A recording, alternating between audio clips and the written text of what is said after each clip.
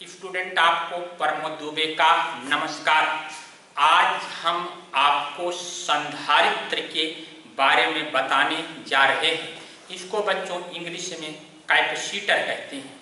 संधारित्र होता क्या है?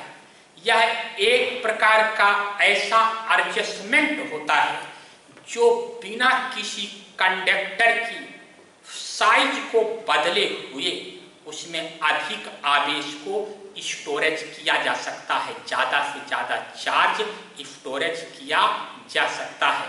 इससे का उपयोग हम इलेक्ट्रिक सर्किट में चार्ज स्टोरेज करने के लिए करते हैं और बहुत सारा इसका उपयोग है। अब बच्चों कैसे कहेंगे आप इसका थोड़ा सिद्धांत देखिए। हम जानते हैं कि धारिता C is equal to Q upon V होता है, जहां Q चार्ज है और V क्या है? पोटेंशियल है। इसका विभव में वृद्धि होता है। बच्चों, अगर किसी सिस्टम से हम पोटेंशियल V को, विभव V को क्या कर दें? कम कर दें। अगर V की वैल्यू कम हो जाती है तो अपने आप C की वैल्यू बढ़ जाती है, यानी उसकी धारिता बढ़ जाती है। और जब धारिता बढ़ जाती है तो ज्यादा से ज्यादा आवेश स्टोरेज किया जा सकता है। यही सिस्टम क्या कहा जाएगा? संधारित्र कहा जाएगा। संधारित्र वो सिस्टम होता है जिसमें हम पोटेंशियल को डिक्रीज कर देते हैं, घटा देते हैं, जिससे कि धारिता का मान बढ़ जाता है, कैपेसिटेंस का मान बढ़ जाता है। और जब धारिता का मान बढ़ गया तो ज्यादा से ज्यादा उसमें चार्ज स्टोरेज किया जा सकता है। बच्चों, अब आपका इस टॉपिक का सबसे इंपॉर्टेंट आपका हम पढ़ाने जा रहे हैं समांतर पट्ट संधारित्र। समांतर पट्ट संधारित्र क्या होता है? बहुत यूज होता है और ये इंपॉर्टेंट है, इससे न्यूमेरिकल भी आते हैं। अब इसके बारे में हम आपको बताने जा रहे हैं। बच्चों, इसमें कुछ नहीं होता।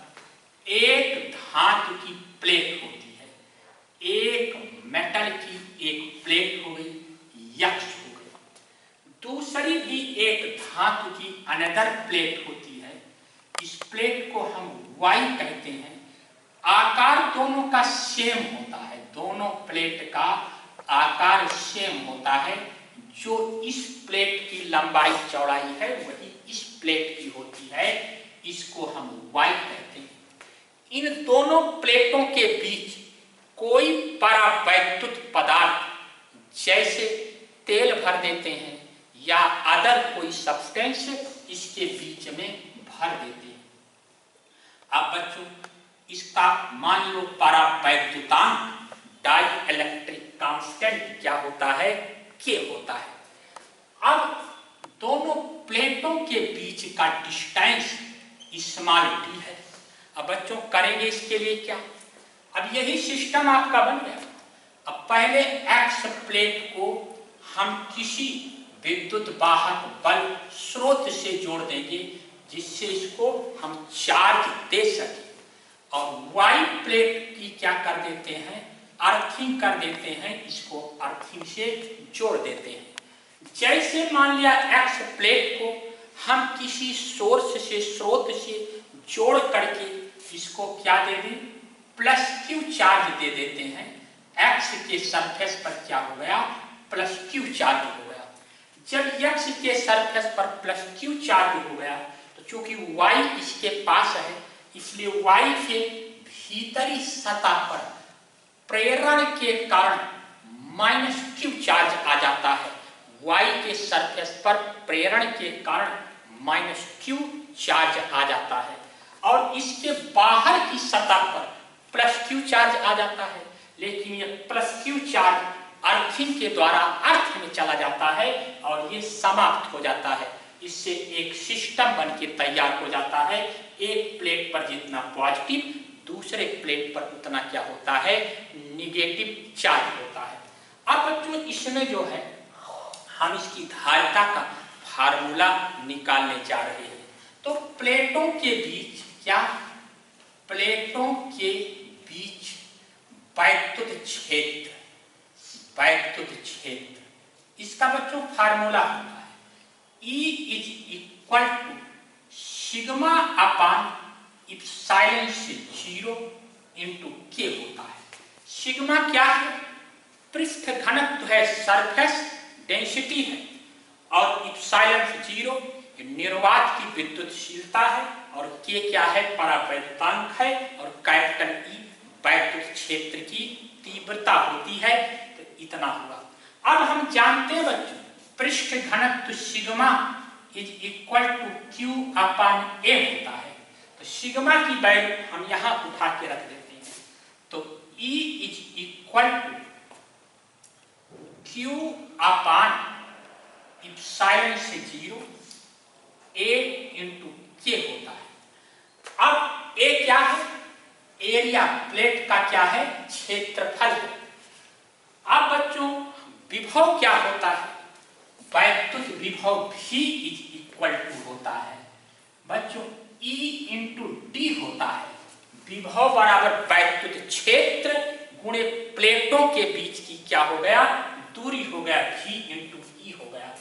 अब बच्चों V इज इक्वल टू आपका E की वैल्यू ये रख दो, Q अपान इप्सिलॉन से 0 A के इंटू बच्चों D हो जाएगा। अब डिफिनेशन से यानी परिभाषा से हम जानते हैं कि C is equal to Q upon V होता है। C बराबर Q अपान क्या होता है? V होता है। अब हम V की ये वैल्यू रख देंगे, तो Q तो ऊपर रहेगा, V की वैल्यू क्या होगी? Q अपान इप्सिलॉन 0 A के इंटू ऊपर D था। अब Q कैंसिल हो गया, तो C is equal to epsilon 0 A के अपान D होता है। ठीक, अगर वायु है या निर्वात है, एयर आर वैक्यूम है, क्या है? एयर आर वैक्यूम है। ठीक, वायु या निर्वात के लिए के क्या होता है? 1 हो जाता है। तो बच्चों क्या हो गया? C is equal to epsilon 0 A के 1 हो गया अपान D। ये बच्चों दोनों बड़े इंपॉर्टेंट फार्मूले हैं। इस फार्मूले पर न्यूमेरिकल बहुत इंपॉर्टेंट होते हैं। इंटरमीडिएट की फाइनल की परीक्षा में इस पर न्यूमेरिकल जरूर आते हैं, इसलिए आप इसको थोड़ा सा ध्यान रखिएगा। अब बच्चों आपने क्या देखा? पहली बात तो C प्रोपोर्शनल टू A, यानी प्लेटों का क्षेत्रफल जितना अधिक होगा वैद्युत धारिता उतना ज्यादा होती है। दूसरा सेकंड बच्चों क्या है? C प्रोपोर्शनल टू K, यानी परावैद्युतांक बढ़ने से धारिता बढ़ जाती है। प्लेटों के बीच जो माध्यम है, उस माध्यम का अगर परावैद्युतांक बढ़ता है तो उसकी धारिता क्या होती है? बढ़ जाती है, कैपेसिटेंस बढ़ जाता है। और थर्ड बच्चों जो सबसे इंपॉर्टेंट है, इसका यूज खूब करते हैं, C proportional to 1 upon D। इसका मतलब बच्चों क्या हुआ कि अगर प्लेटों के बीच की दूरी घटती है, कम होती है, तो वैद्युत क्षेत्र का मान जो है वो बढ़ता है और धारिता का मान क्या होता है? बढ़ जाता है। वैद्युत विभव का मान बढ़ता है और धारिता का मान बढ़ जाता है। इसीलिए बच्चों वैद्युत धारिता को बढ़ाने के लिए प्लेटों के बीच की दूरी को क्या करते हैं? कम कर देते हैं। इसलिए संधारित्र की वैद्युत धारिता बढ़ जाती है। और बढ़ाने का जो दूसरा उपाय करते हैं, इन प्लेटों के बीच जो परावैद्युत पदार्थ भरा होता है, डाई इलेक्ट्रिक कांस्टेंट भरा होता है, वो अधिक परावैद्युतांक वाला लेते हैं, जिससे धारिता का मान अपने आप बढ़ जाता है। धन्यवाद।